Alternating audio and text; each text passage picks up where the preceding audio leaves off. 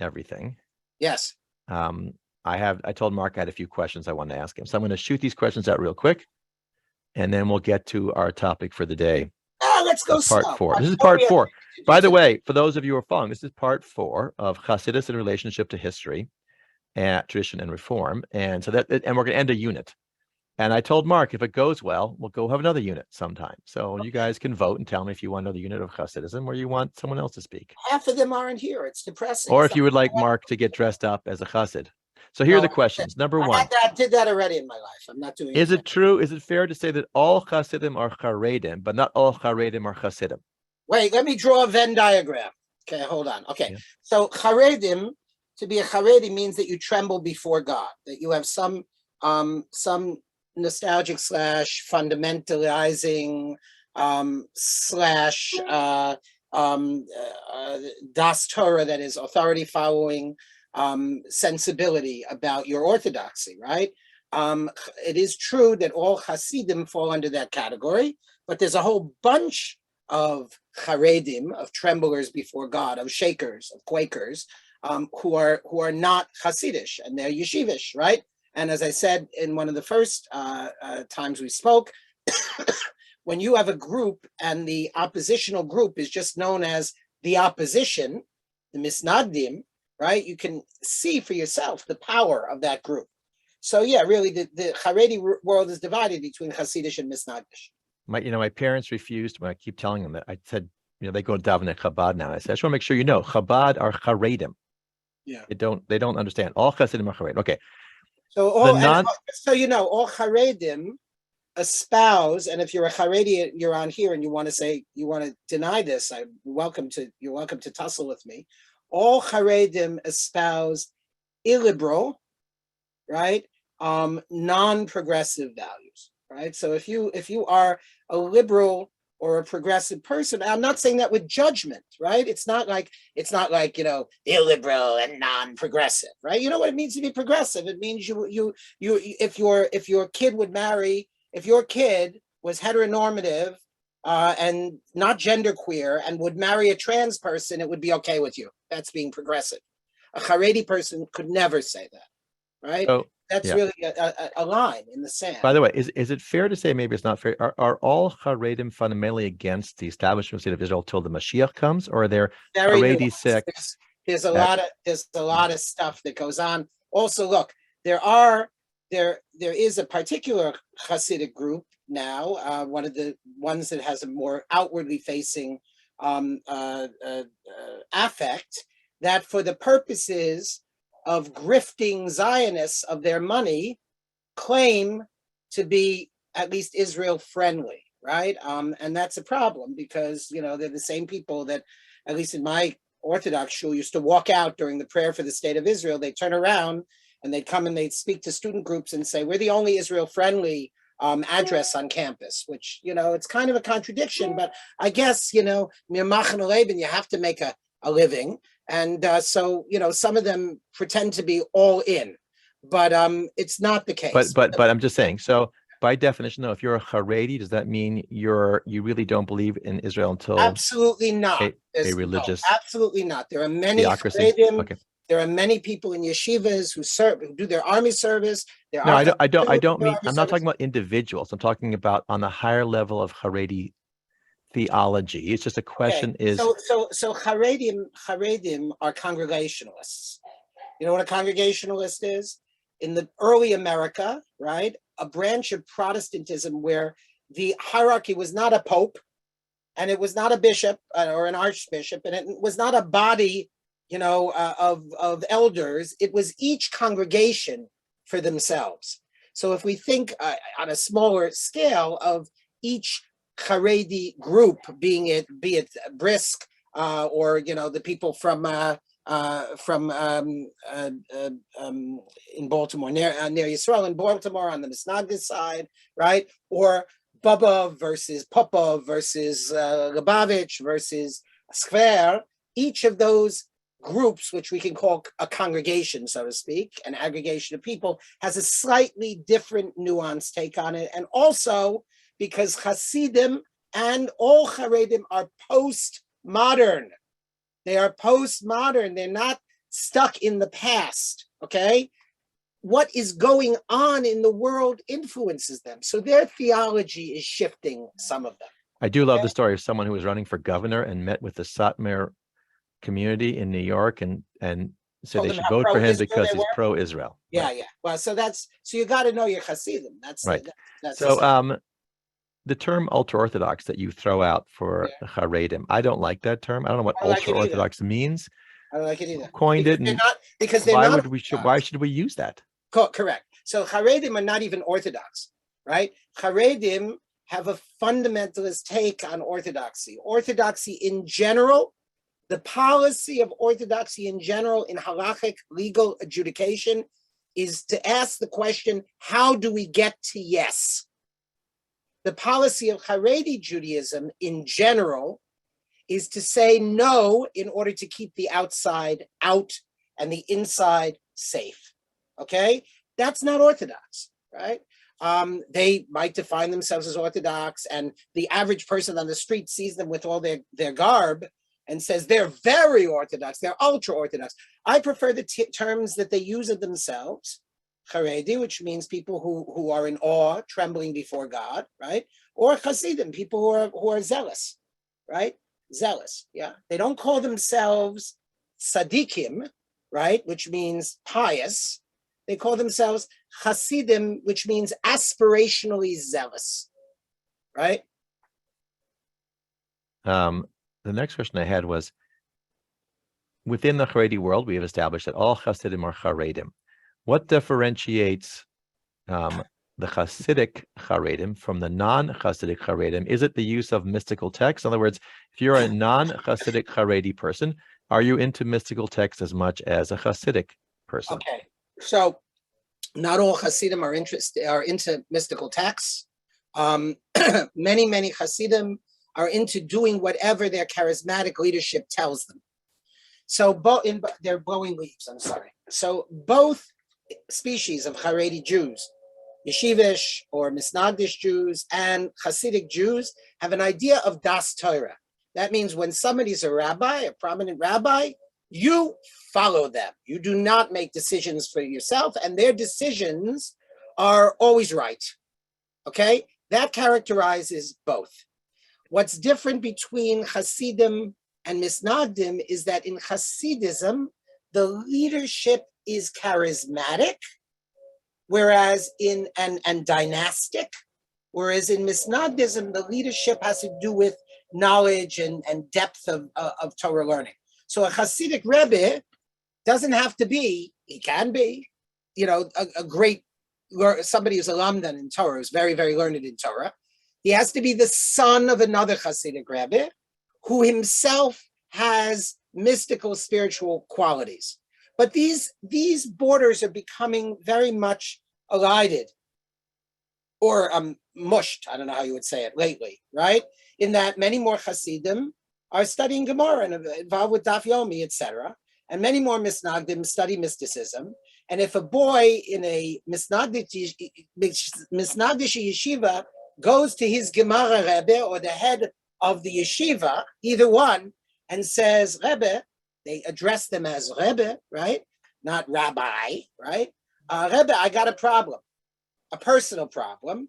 That person will look into the young man's eyes in the same way that a Hasidic Rebbe will look into a person's eyes and help solve the problem. It used to be a very different kind of story, but now it's changing. All right. Question: are you Hasidic? I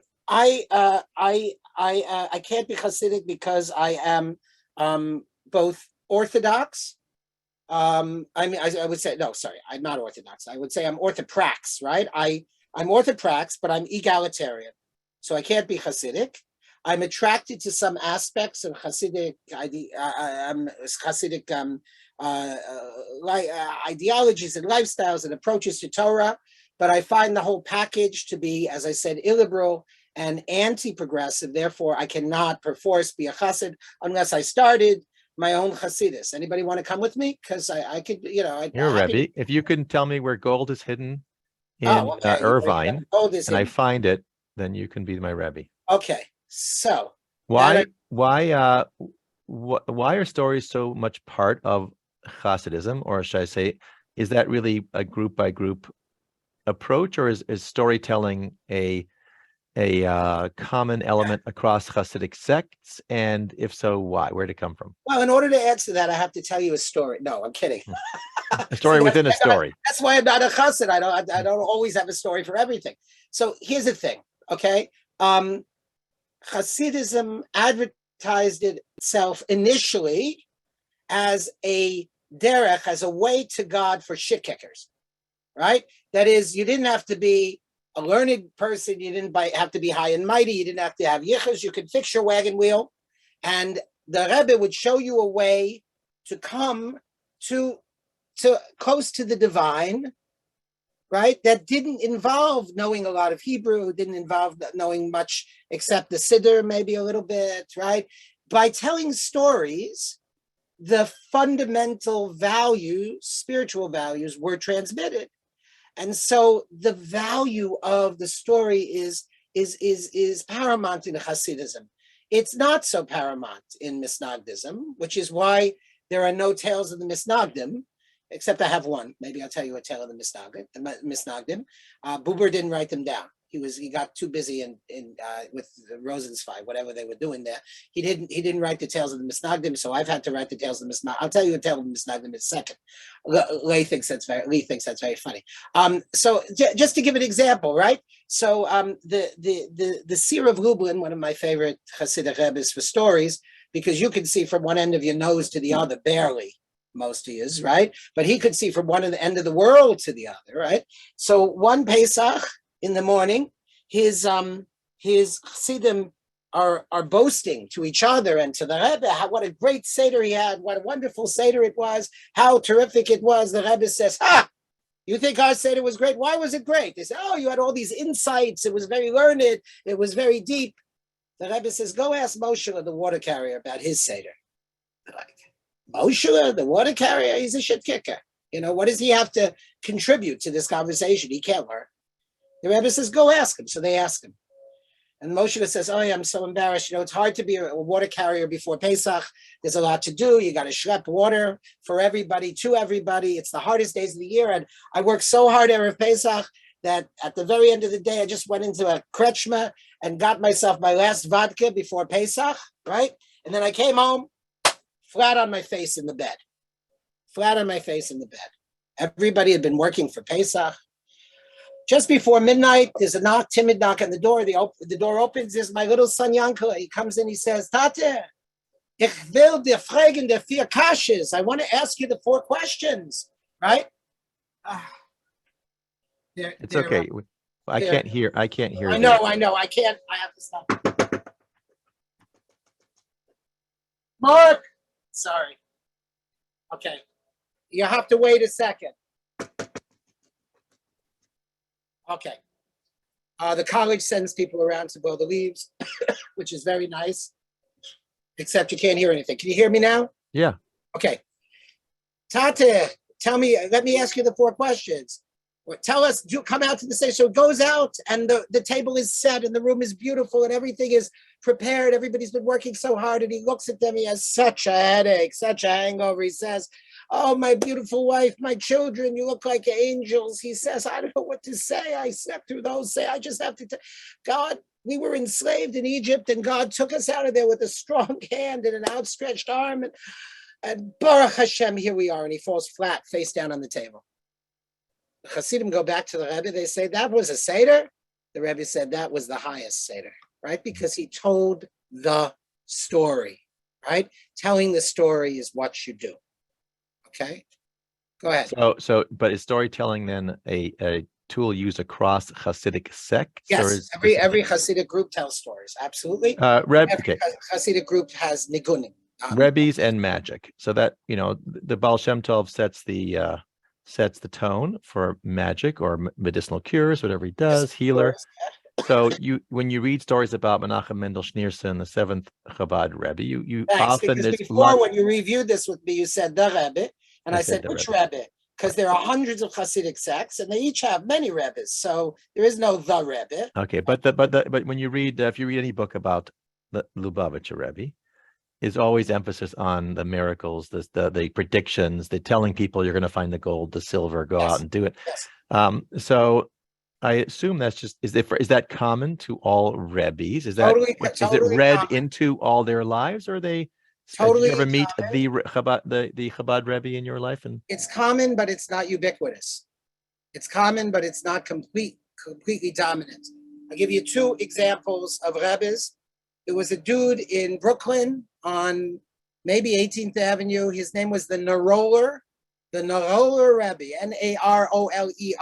I called him the Crayola Rebbe. Anyway, he had an amazing power, which is he could tell the sex of your child before it was born.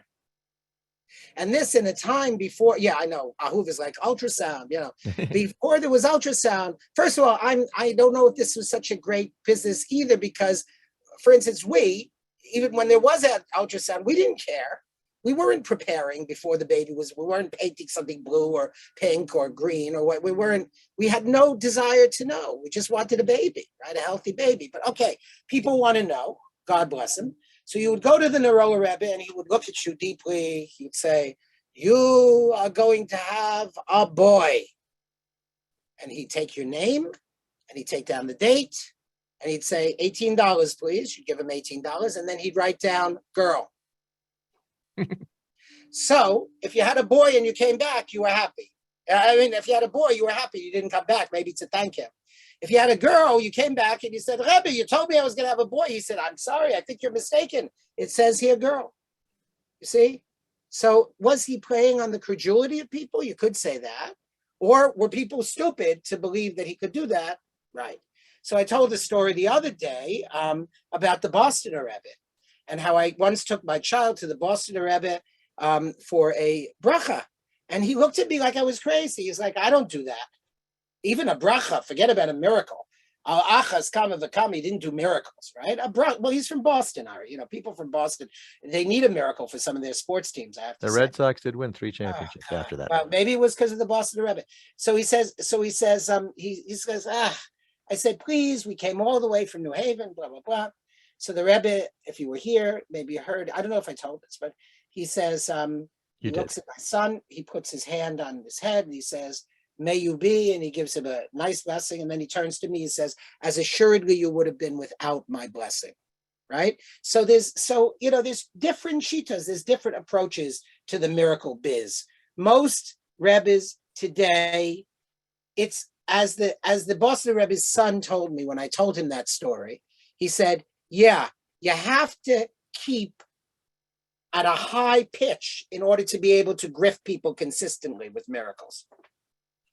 You understand? I do. It's like if you tell a lie, you have to keep telling it. You have to support it, right? So, either you have to be really miraculous, or you have to have good people around you to help you with what they call the kunst, the trickery of it, or you just don't do them. And many Rebbes today don't do them. Right. Last 2 questions, and then we'll jump into our topic today. Chassidism and wealth, because what I've learned is that these courts grew up and then they started to take lots of money or get lots of money. And so did the courts become corrupt? Every institution that's dynastic and has money is corrupt. There's no such thing as one that isn't. If you think that there's one that isn't, you are an innocent. God bless you.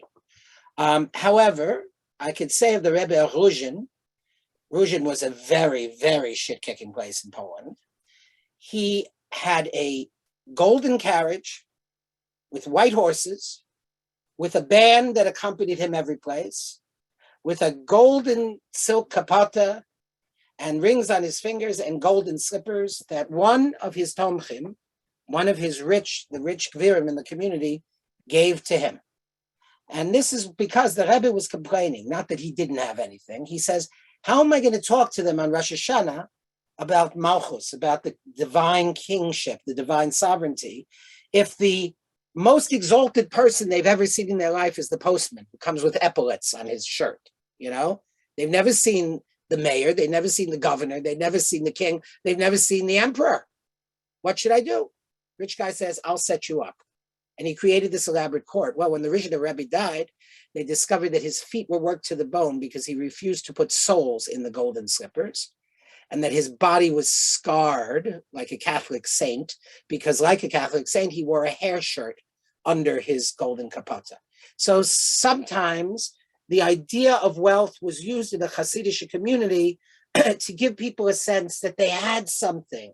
There wasn't enough wealth to distribute to everybody equally, but if there was a little wealth, to make the Rebbe's court a place that you could come after you were laboring and toiling, and you could sit down, and the Rebbe could have enough food that he could give you sharayim, the remnants of his table. That was a huge psychological mechaya, a revival of sorts for people. It's not exactly our ideal, and I'm not claiming that there wasn't corruption, but that was one of the uses of wealth. Last question. You talked about Haredim now, and in a nostalgic world. And when they came to America, they're not the same as they were in Eastern Europe. And my question is, how do you compare Haredi world in the United States versus the Haredi world in Israel? Are they basically the same, or are they different because they're in different places? Well, they're different because they're different places, because even though many Haredim reject the state of Israel as an ultimate fulfillment and ideal, right? They're still willing to suckle the teat of Zionism, in that they can be self-determining, right? In this state that they don't hold by, and they don't serve, a lot of them, right?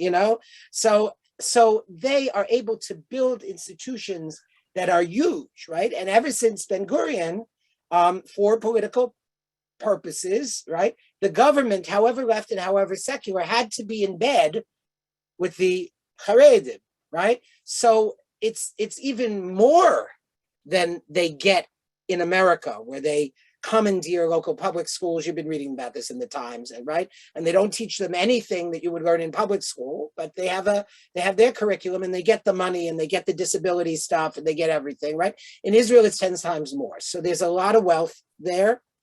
And it's a good question. It used to be that American Chassidus led and Israel kind of followed, because remember, Hasidism is quintessentially diasporic, right? So it's a Alice in Wonderland through the looking glass situation, where a lot of American Jews who are Zionists say, I look toward Israel for my Jewish identity, my pride, my affiliation, etc., right?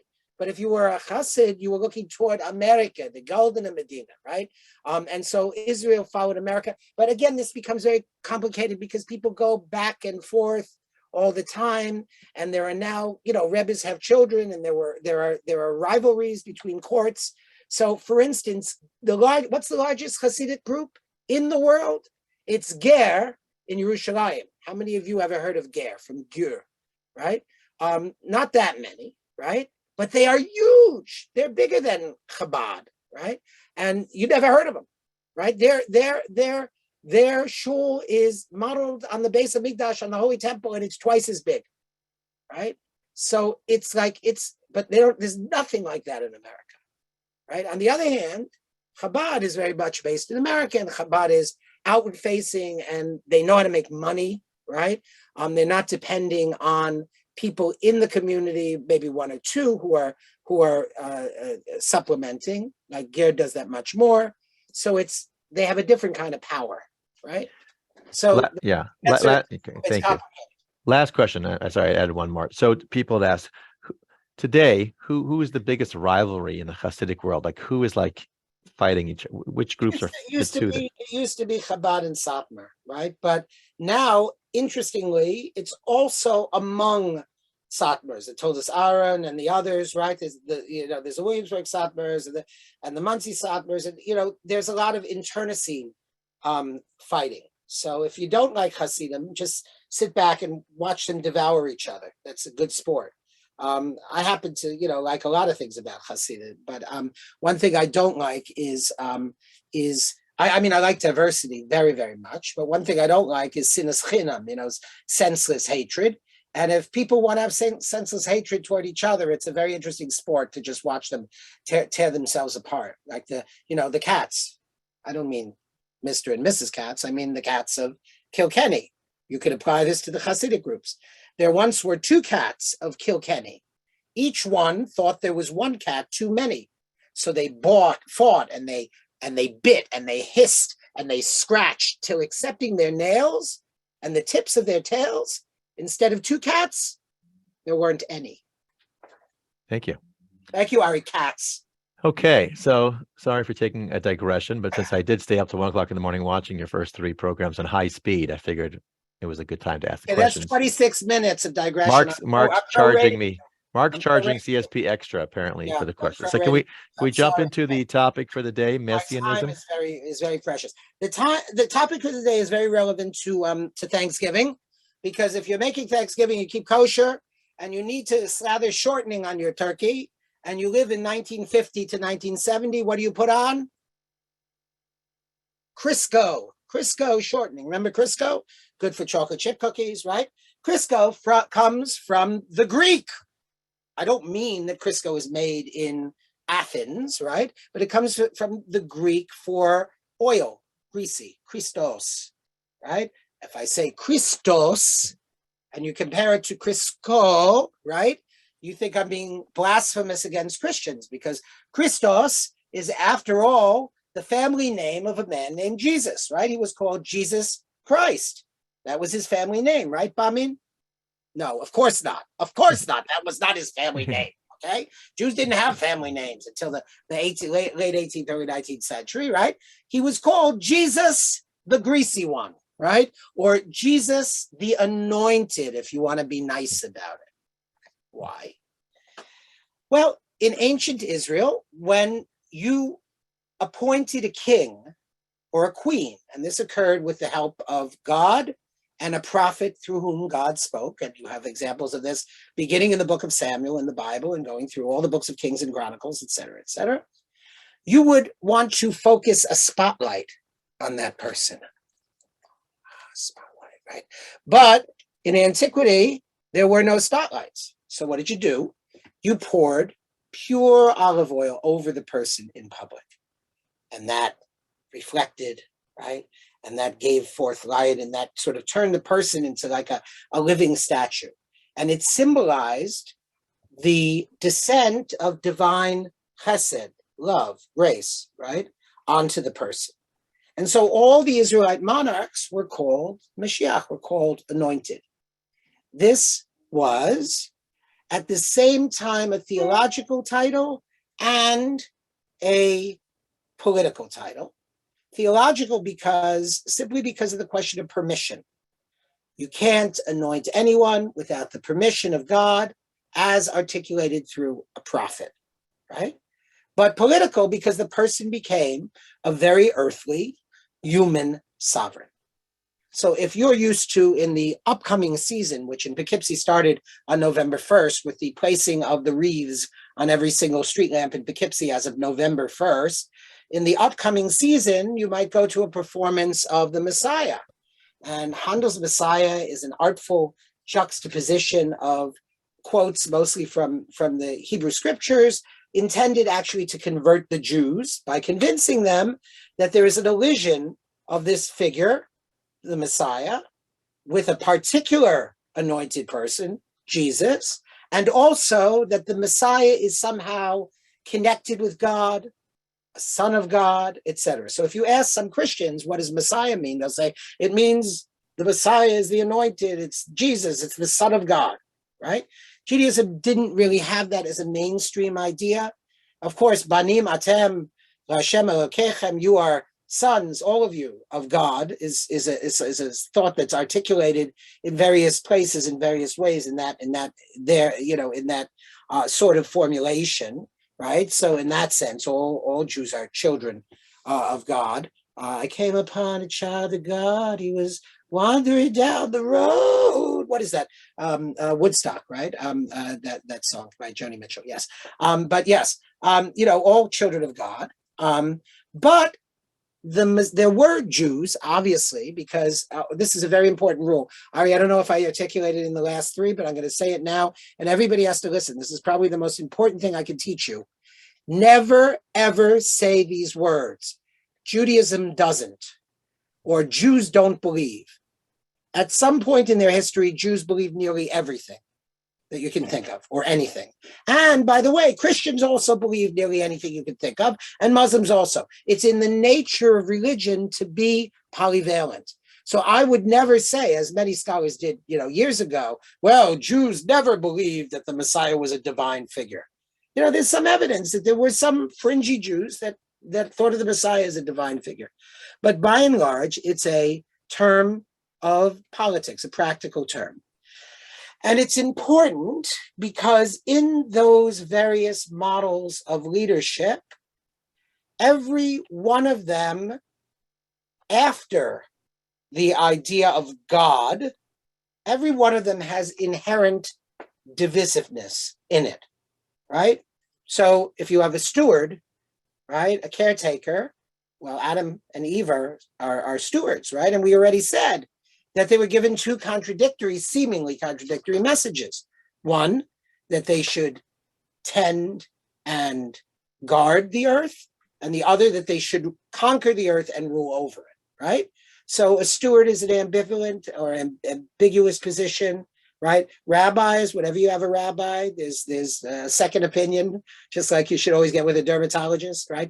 Any dermatologists out there? Because I'm having this thing. Okay, you should always get a second opinion, right? Kings, right? We read last week in the Haftorah that King David is getting very old, and they have to get some young woman to keep him warm, which is interesting in any case. And he's kind of out of it. And they tell him, your son, Adoniah, has made himself king at Gilgal, I believe it is, right? And he's like, what, who, huh, right? So if you're a king and you get old and you have more than one child, there's going to be divisiveness there. The idea of the restored sovereignty of Israel under a messianic dispensation is, and this is why the term Messiah, as we understand it now, is an oxymoron, at least in the present historical jurisdiction, right?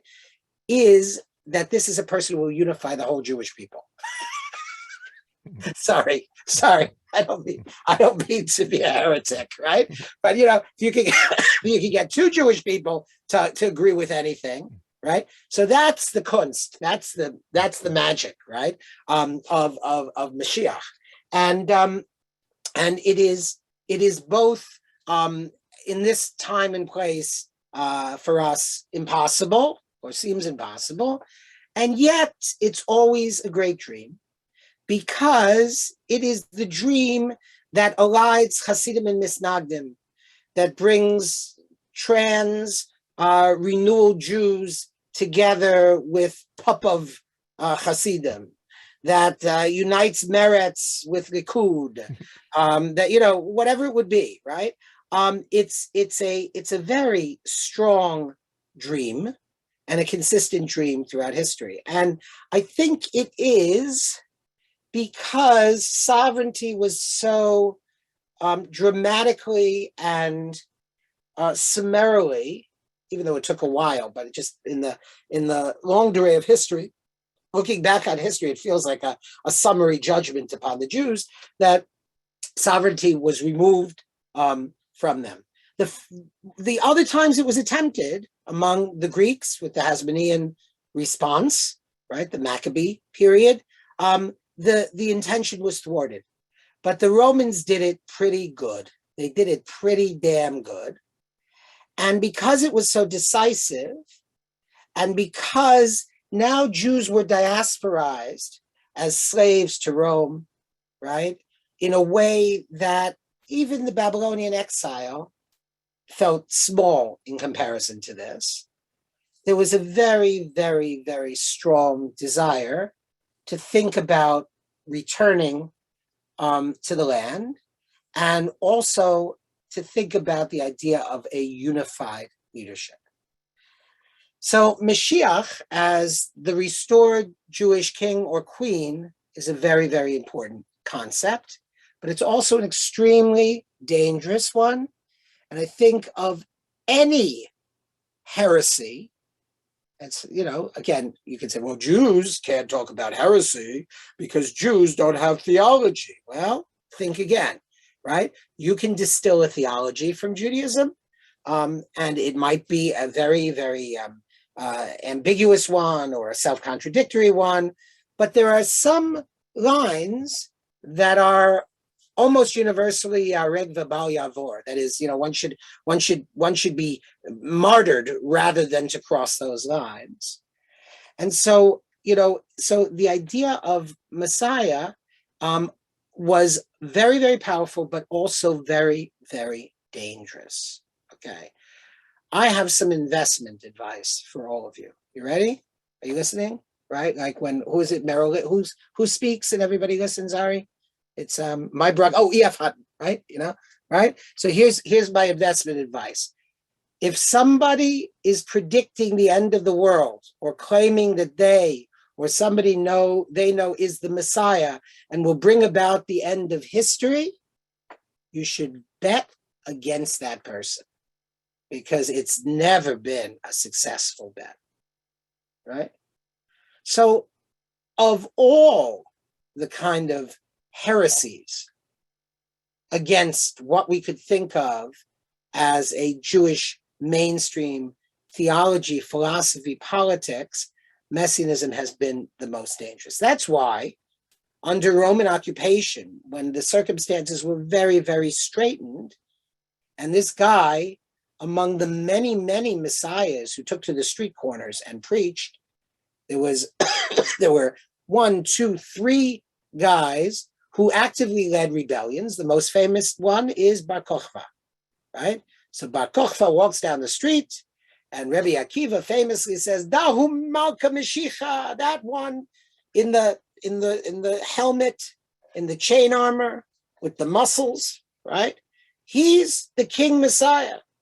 The other rabbis laugh. They look up from their books, sitting in their skinny tunics, sitting skinny in their tunics, and they say, Akiva, grass will grow through your cheeks. You'll be a skull. You'll be a rotten skull in the ground, and still the Mashiach will not have come, right? So the general attitude toward Mashiach was one of what we call quietism. Quietism. It is as it sounds. It's just like, just STFU, right? Just shut the hell up, right? Don't talk about it. You can believe in it. You should believe in it, but don't talk too much about it, because here's the thing. It will happen once. But before it happens once, it's not going to happen many times. And that's a poor bet. That's a poor bet. The Gemara described it this way. It says, Rabbi Yeshua ben Levi once he heard that the Mashiach, the Messiah, was at the gates of Rome. He's like, Rome, it's a short flight. I could go get on Vueling or Easy Air or Ryan Jet. I'll be from Rome to Tel Aviv. I'll be there in a half an hour. It cost me $63. Rabbi Yeshua ben Levi was he was cheap. Anyway, so he ended up in Rome, and he hears that the Mashiach is at the gate of Rome, and he looks around. He says, there's a lot of beggars here. There's a lot of disabled people. There's a lot of people with festering sores. There are a lot of ill people. There are a lot of plagued people. Which one is the Mashiach? And somebody points out to the Mashiach to him, and he says, oh, I see. And he looks and he knows why this guy is a Mashiach, because he's covered with sores from top to toe, as Isaiah says, right? He's covered with sores, he's suffering. But instead of like everybody else, they take off their bandages and they lie out in the healing sun. They let the sun heal all their eczemas. Did I mention that I have this thing? Any dermatologist? Okay, they're lying there being healed, right? The Mashiach, he opens up one of his wounds. I had blood taken today. He opens up one wound at a time. See, opens up one wound. He lets it sit in the healing sun, right? And then he closes it up again, right? Why? Because, like, anybody else who needs to be ready, he needs to be ready to come at any moment for the salvation of the Jews. So Rabbi Yeshua ben Levi goes up to him, he says, Rabbi, Shalom Aleichem, Rebbe. Mashiach says, Shalom Aleichem. He says, no. So when are you coming? The Mashiach smiles, his big, beautiful, beatific, messianic smile. And he says, today, oh, Rabbi Yeshua's so happy. He runs immediately, gets in a cab, goes to the airport. It's, he gets to Yerushalayim, very, very soon. Actually, maybe he was in Bavel, Rabbi Yeshua ben Levi. He could have been in Bavel. Okay, goes to Iraq. It's still not very far. He gets there. He bursts into the yeshiva. And he says, the Mashiach is coming today. He says, everybody looks at him. Like, you're like Rabbi Akiva. What do you mean? Here, Bar Kokhba is the Messiah. Now you're saying, he said he knew who the Messiah was. It was bullshit, right? You say, when the Messiah is coming, it's also got to be bullshit. Rabbi Yeshua ben Levi is like, why is it bullshit? How could it be? He said, today. They said, what did you do when he said today? He said, I ran away. I got on the plane. I came here. They said, oh, foolish rabbi. Tricks are for kids. No, he didn't say that. You know what I'm referring to? Remember that old commercial for Trick cereal, Foolish Rabbit? Tricks are for kids. Okay. So no, they said, foolish rabbi. The Mashiach is not just going to talk to you like a normal person. He was quoting a pasuk. A pasuk, said Rabbi Yeshua ben Levi. But he said today, yes, you didn't listen to the second half of the pasuk. What's the second half of the pasuk? Hayom im bekolo tishmau. Today, says God, if you would but only listen to my voice. So not today. At a time when everybody can become unified in the service of God, right? A very, very difficult proposition, and therefore a very, very distant day. So there's this sense of quietism that, yes, it is there, but we should not talk about it. Yes, it is there, but it's going to take a long time. And, there are really two opinions in the Gemara on the theory of Mashiach. One theory is that it will be that, that great apocalyptic moment, like in the flash of an eye, with earthquakes and firestorms and all the apocalyptic stuff that you hear about where? In evangelical Christianity and in the Jehovah's Witnesses and in all those fringe Protestant groups that are predicting the apocalypse now. And why? Well, it goes back to Jewish apocalypticism. All that stuff came from us, right? Plagues and hunger and famine and firestorms, etc. That's one opinion. And the other opinion is, I think, really wonderful. And it's great. If you're a Zionist, you're going to love this, okay? The other one is, Ein bein yemos ele yemos hamashiach ele shi'abud legoyim, which means there's no differentiation between the present moment and the times of the Messiah, except that we will no longer be subject to the power of the nations, that will have sovereignty. By that definition, the state of Israel is already Mashiach. Okay? This is not something that I necessarily hold, but I'm just telling you if it's useful to you in the spectrum of what people believe about Jews and Israel, etc. If you feel that way, you have a raya for your position. You have support for your position, right? By the way, how can the state of Israel be the Messiah?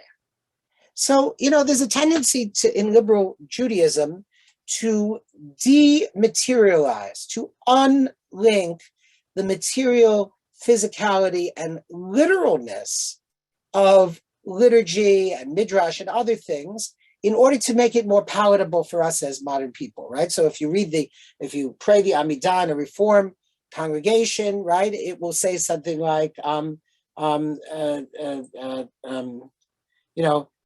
blessed are you, God, who mechayeh hakol, who resurrects everyone, right? Meaning that we don't want to express an opinion on whether the dead, all the billions of dead, will be physically resurrected one day, right?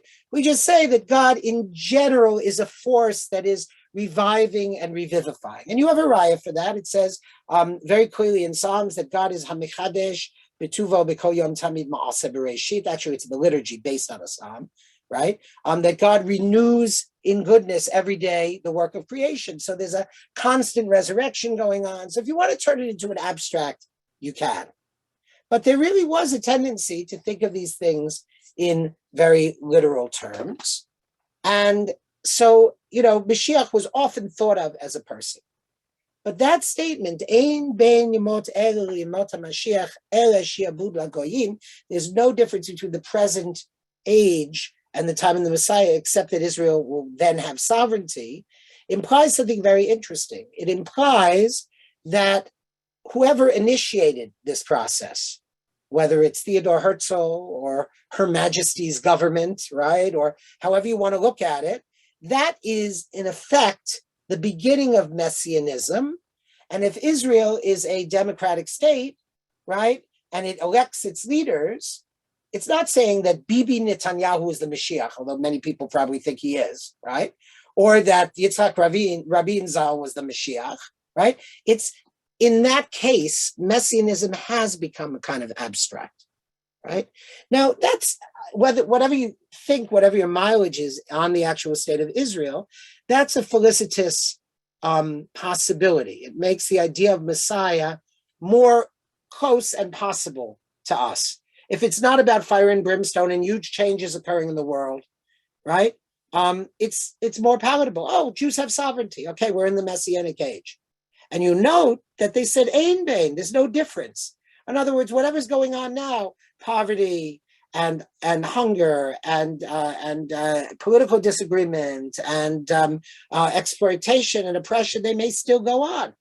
But one thing will change, the Jews will have sovereignty. So that's a very interesting take. And it obviously wasn't the take of everybody, right? Many people still thought of the Messiah as a person. I want to talk about the functions of that person in a second, but let me talk about the identity of that person. There's no sense at all that the Mashiach, the Messiah, needs to be a man. The Gemara says that Queen Esther could have been the Messiah, but the time was not right.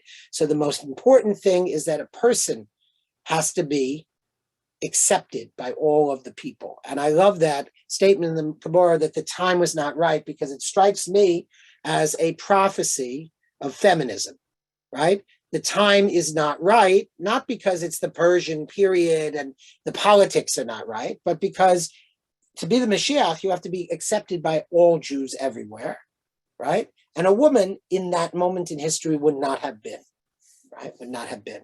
But it leaves the possibility open, of course, that she would be. The criterion for Mashiach are pretty clear. The Mashiach is expected to unify all Jews, to bring the exiles back to the land of Israel, which will be under Jewish sovereignty, and to rebuild the temple and to restore the sacrifices in some way. There are many, not many, but at least a few thinkers like Rav Kook and his school who thought that the sacrifices would be vegetarian and not animal anymore. Maimonides said that we've moved beyond animal sacrifices, but he didn't say anything about vegetable sacrifice. He left open that possibility. And so, those are the criteria. So the person would have to be a human person of great leadership qualities and abilities. Now, one day we could do a series on Maimonides. I know that Shai Cherry is doing something biographical now, but I'd love to do something on, going into the Mishnah Torah and learning about Maimonides, thought on, for instance, the idea of sovereignty and Mashiachut and Messianism. It's really, really fascinating. But I want to sort of fast forward into Chassidus. There's one flavor of Chassidus, which is contemporary Chabad Chassidus. And I mentioned this, I already talked about Israel and America. I mentioned this to make a distinction between European Lubavitch Chassidus before the 50s of the past century and what came to be Chabad Chassidus in America, that is renowned, is famous for putting a particular face on Mashiach, right? So when you put a face on Mashiach in Jewish history, you generally come you come to ill, right? To say, when you say that Mashiach is a particular first century Palestinian Jewish technon, a craftsperson or carpenter named Yeshua, from Beit Lechem or Nazareth, more likely, whose father was a guy named Yosef and his mother's name was Miriam, and that's the Mashiach, then you begin to create another religion. When you say that the Mashiach's name is Shabtai Tzvi, right, in 1665 and 6, in the Ottoman Empire, you've also put a name and a face on Mashiach, and that doesn't come to good. And between Jesus and Shabtai Tzvi, 10, 20, 30, 40, 50, 100 people, men and sometimes women, making those kinds of claims, or the claims being made or floated about them, right? See, Mashiach in a community is kind of like a presidential bid. There's like rumors of it, and sometimes a person will deny it because that's part of the shtick of being Mashiach. You deny your Mishichut to show how humble you are, right? And so it always comes to no good. And when we think of Mishichut and Messiah today, because of the phenomenal PR power of Chabad Chassidus in America, we think that the Rebbe, right, the seventh Lubavitcher Rebbe, Menachem Mendel Schneerson, who died in 94 and is buried in Montefiore Cemetery in Queens, and is believed by his followers to be, will be imminently resurrected, right, and become the Messiah who unifies the Jews, brings them to the land of Israel, and rebuilds the temple. Right, and Chabad has had to deal with all kinds of theological adverse reactions. Right, it's had to explain how, even though there doesn't seem to be a tradition of a dead Messiah in Judaism, and even though that's associated with Jesus, it's actually a Jewish thing. Right, which I told you we have to respect the fact that there were probably some Jews somewhere who had this idea, notably also the first Christians who were Jews. Right, but Chabad Chassidus is associated exclusively with he is the Mashiach, right? You see his name and the title Mashiach all over.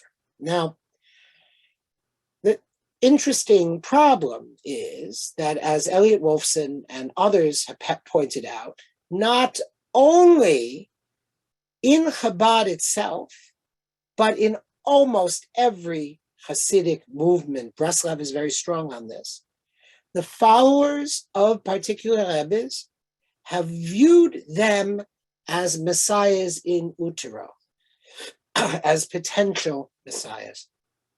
So I want to say this.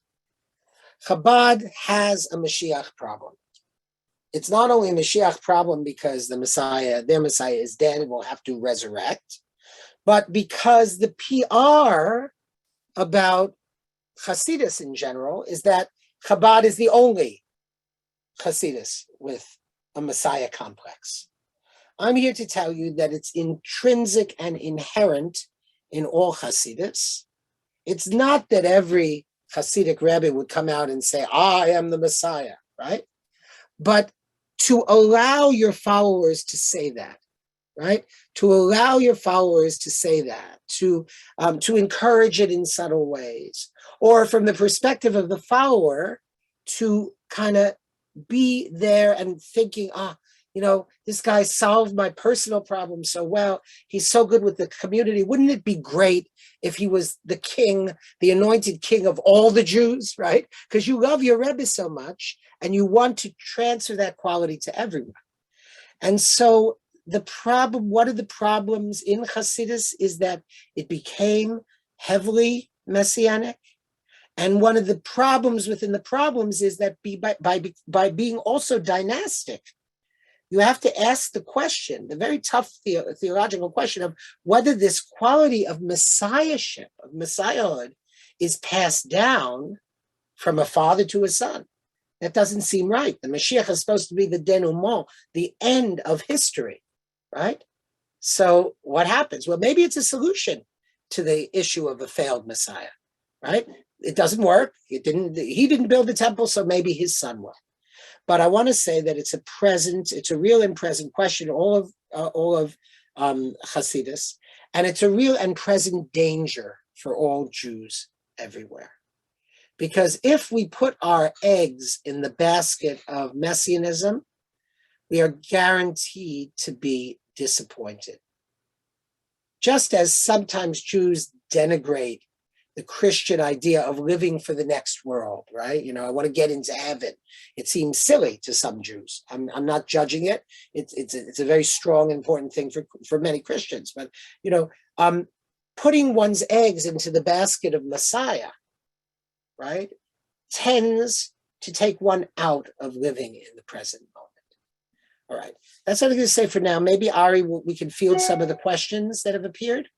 Yeah, people were asking about, do Chabad really believe that the Rebbe is the Messiah? My understanding is that there's actually a sect within Chabad that really does believe that. There's part of them that say they don't. I don't know whether that's, I don't know. I mean, I will tell you definitively because I come from a Chabad family.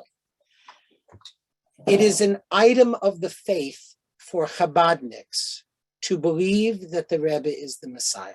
Some of them believe that he participates with God, that he is semi-divine. They believe that the Rebbe is the Messiah. The question is it good PR or bad PR to reveal this? In other words, if you're going to look like a Meshugana to the people you're depending on to pay for the livelihood, the lifestyle you've set up with your 6 children on your college campus someplace, it's better either not to talk about it or just to prevaricate, to claim that you don't believe in it. And that's something that happened in the Sabbatian movement also, that people claim they didn't believe in it when actually they believed in it. I think that at core, it is a much larger swath of Chabad Hasidim that believe that the Rebbe is the Messiah. Okay. Can't hear you, Ari. this is not, some people have said, Mark, do you not like Hasidim? Are you attack? Is this series to attack Hasidim? No, God forbid. Right. And I don't think that the purpose, I think it's to, and through humor and exposition, to teach us about Hasidism and what they stand for, what Hasidim stand for. God So forbid. Yeah. Go ahead. So, but I do want people to know that, like Chabad in particular, I mean, I don't know what their revenues are, but you're talking about $billion industry. You know what? I don't want to discuss Chabad here because it could be dangerous to me personally, seriously. And I really don't want to discuss Chabad. I think that probably many people here are of an age and of a religious context in which they may support Chabad and think very highly of Chabad. And I do not want to shatter anybody's faith in Chabad or even, in fact, talk much about Chabad, except to say that, I'll just say one thing. Chabad is the only Haredi Judaism that's figured out how to support its lifestyle by depending on Jews who are unaffiliated, or as they would call themselves, not religious, which I don't believe is a category, certainly not Orthodox, by pulling them in rather than pushing them away, as most other Haredi Judaisms do. Okay, your mileage may vary.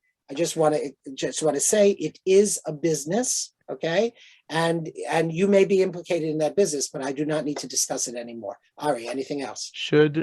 On a holiday, should Ahuva be running around the synagogue singing "We Want Mashiach Now"? It depends. Ahuva Ho, I think. I'm not sure that Ahuva Ho probably has enough to do correcting the grammar of the person who's reading the Torah. Okay? I don't think we should give her an extra job. Mashiach is a Hachamor. It's Hachamor because it's Vayer Kiveu al Hachamor. If it was alone, it would be Hechamor, but al Hachamor. Okay? You know Ahuva Ari, very you have well. that? Are you straight? You got it? I got it. I get corrected by Ahuva at Shul when I read as well. Thanks, Ahuva. Well, I'm sure he's wrong all the time. No, I do okay, thank you. So the Messiah as a suffering character. You gave us the Talmudic story, the Messiah sitting at the gates of Rome with the swords. Yeah. Is that a common Jewish theme that was picked up by Christianity, or is that? It's a very important Jewish theme because you see, the Messiah represents the collective essence of Jews, and so what are Jews good at? Suffering. They do it very well, right? They suffer a lot. And it's important, it's central in their experience. And so just as just as people writing the Bible created this character of God in their own image, right?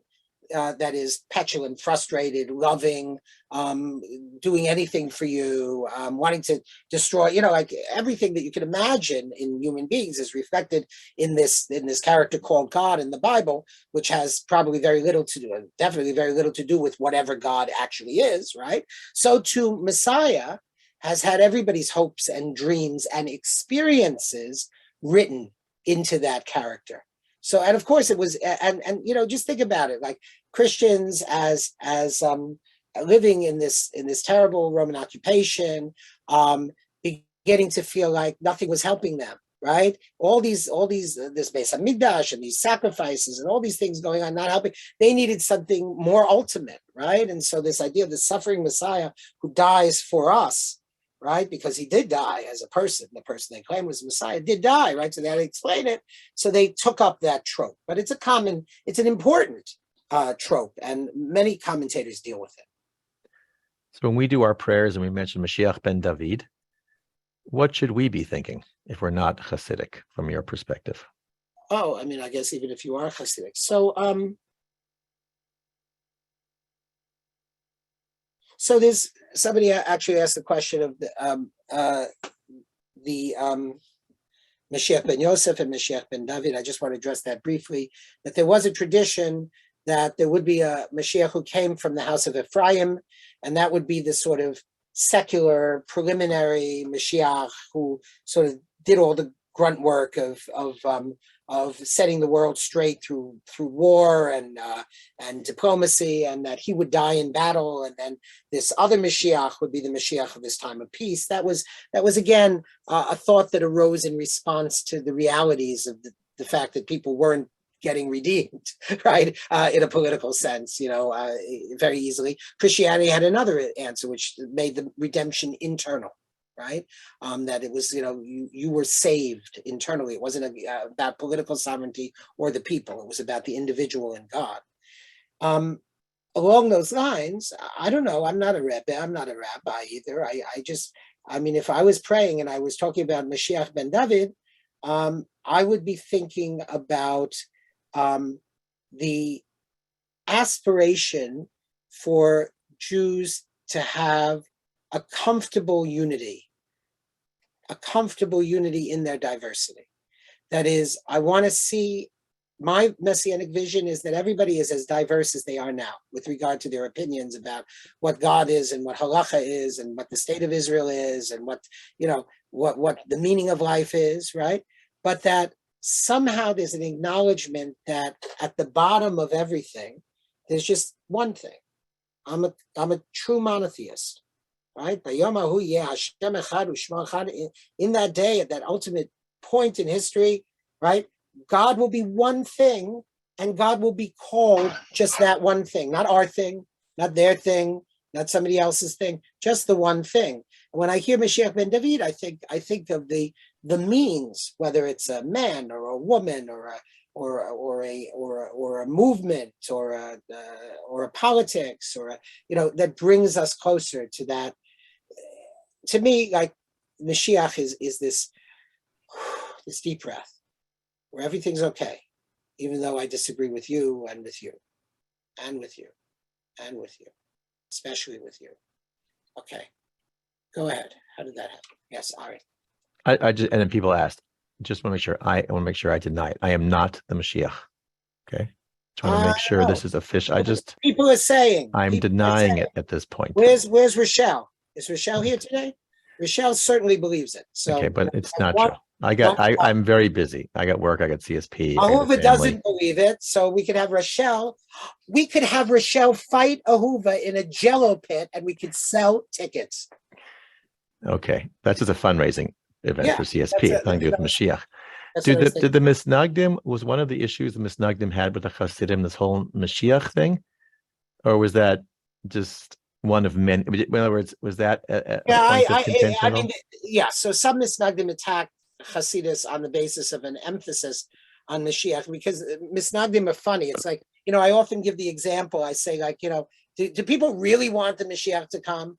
I mean, you have a golf date next Tuesday, right? The Mashiach comes on Monday, right? That's it, right? So the attitude of Misnagdim was like, it was either like, is this going to disrupt my learning? Right? Am I not going to get to the end of this Maseches because it's, I worked hard on the beginning, right? So the attitude was, yes, wonderful, bring it on, Mashiach, bring it on, but why talk about it? When it happens, it'll happen, right? We'll try to behave well. I mean, there was, you understand that the Gemara also talks about human behavior in hastening or delaying the coming of the Mashiach, and there is an opinion that Mashiach will come when everybody is terrific, right? Or when everybody is really bad, right? And sometimes they say if all of Israel would observe one Shabbat together, then Mashiach would come. And that's been the basis, that metaphorical statement has been the basis of many actual literal campaigns, which is just yet another example of how when you get literal, you get stupid. All right. Right. Well, last two things. I was in Israel a few weeks ago, and I called Amy and I said, look, Mashiach is going to come. Today would be a good day because I'm here and I've got my suitcase and I brought stuff and I had clothes. Right. Because I can't envision the alternative, which is, I don't know how you get to Israel. How you bring your stuff. Underground. You roll underground. What about your stuff? I mean, I was there. Mary Kraft was there. Jeff. I mean, we had 40 people from CSP already in Israel. So look, I did. I was standing in Ir David. In Israel. There's kosher McDonald's. You don't need anything in Israel. I was standing in Ir David. You need clothes. And I was like, I just said, if Mashiach's come, this would be the most convenient time for me. Yes. Didn't happen. I'm glad you want to tailor the end of history to suit your it didn't happen. I'm being flip and negative about Chassidus. I'm very positive, and that's why I'm planning a CSP adventure in October 2025 back to Israel, because then we'll be there. Very nice. The Mashiach is listening. Yes. Okay. I think one thing you didn't discuss, maybe briefly, and maybe this time, maybe it's for another time, which is the role the Hasidim say that they play in trying to hastening the Mashiach, because isn't there like a whole philosophy as to, and you kind of just mentioned it 5 seconds ago, isn't that the whole essence of maybe what Chabad does when they want you to wrap tefillin, light candles? Don't they believe that they are that's particularly Chabad. That's particularly Chabad, and it has a business reason and it has another reason. Okay, the business reason is if they can get you to feel a little Jewish, your quarter is going in their pushka. Your $25 is going in their envelope. Your 25,000 or 25 million. These are the people, after everybody rebuffed me and wouldn't talk to me and wouldn't look at me, they actually talked to me and I felt loved, and they told me I had a soul, and they told me all I had to do was to light candles, and that made me Jewish, and I'm grateful. So that's a business model, first of all. But the other thing in Chabad and some other Chassidus about the idea of bringing the Mashiach, right? There was a very, very strong strand in Judaism among sane people, which was lo lidchot, not to push, right? It's mentioned as one of the greatest sins of pushing toward the Messianic age. It will happen when it happens in God's good time. We don't push God. But more importantly, and I'll close on this, Jews are to do mitzvahs because they're commanded to do them. Because they're commanded to do them by God, not because it feels good, because I like this mitzvah, but I don't like that mitzvah. No. And certainly not for an instrumentalist purpose. What would you be? If I light candles, I'll get a new Mercedes-Benz tomorrow. No. We'd say that's ridiculous. If I light candles, I'll bring the Mashiach. No. Right? You shake the lulav on Sukkot because you're focused on what the lulav means, because it's a commandment from God. Not because if you do it in a certain way, you will theurgically, that is, influence God. You will force God to do something. That is a tremendous heresy, and it should be utterly rooted out of Judaism at all levels. We don't do mitzvahs to get anything, including rewards and bonus points, but particularly not to bring the Mashiach. Well, good. I'll think of that when we prepare for the Thanksgiving holiday and then Shabbos here. So if Marion Kaufman Marion Brockett emails me and the Crafts and Ahuva and Kindra, who I can see right now, and the Cornells who we're honoring with this whole series, say, hey, we want another series. What would we do in the part 2 of this series? We've done 4 parts under part 1. What is part 2 in the series? Okay, so you know what? If Vassar.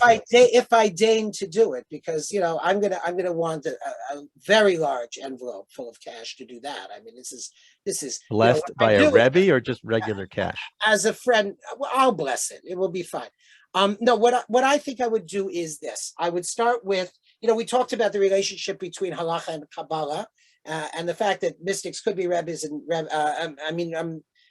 mystics could be lawyers and lawyers could be mystics.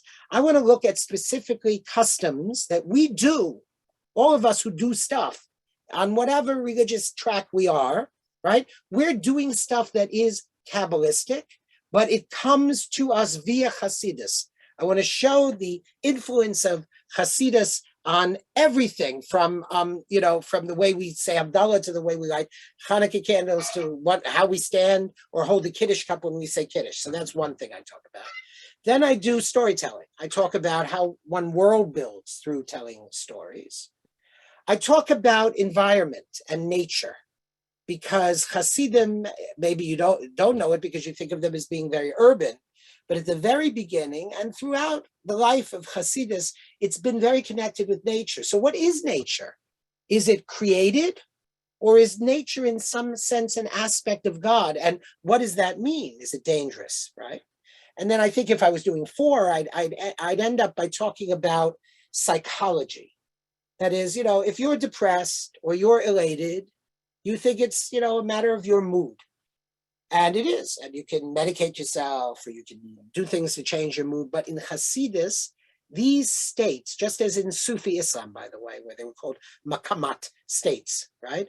Or hal states, right? Or stages, okay. These states, the state of katnus, of contraction, of inwardness, and the state of gadlus, of expansion, of reaching outward in ecstasy, were used in Hasidus as pathways of prayer. And what's interesting in Hasidus is that they were both legitimate and they were both seen as necessary. Sometimes we try to get rid of our depression. Hasidim lived in their depression for a holy purpose. All right, that's all I'll say. If you want to do another series, bless you. I'd be happy to do it. Thank you. Well, thank you, everybody. Thank you, Professor Epstein, and wishing everybody a Chag Sameach. Chag For Sameach. this power of acceptable American holiday, because most other, well, I guess 4th of July is okay too. Yeah. But make sure you follow all the rules and regulations of preparing your turkey. And what you put. Thanksgiving. Right. I want to make sure, right, I'll fulfill your requirements, everybody. Make sure you have yams, a certain kind of yams, certain kind of green beans, stuffing. Tryptophan. I'm vegetarian, so the fact that, I always said I'm a Kohen. I'm like, I'm not going to be working at the Beit HaMikdash. That would be really hypocritical of me. But now you tell me that I can sacrifice vegetables. Now I have to go get tahor this weekend. I'm gonna have to find. I'm gonna have to go jump. I'm gonna go jump. Ari Katz, you'll never be. I'll tell you what I'm doing, guys. What are you doing? Before Thanksgiving, I'm jumping naked into the Pacific Ocean. That should get me ready if Mashiach comes this weekend. Mashiach, that's very good. Okay, we love you all. Take care. Be well, be safe. Take care. See you soon. Bye-bye. Bye-bye.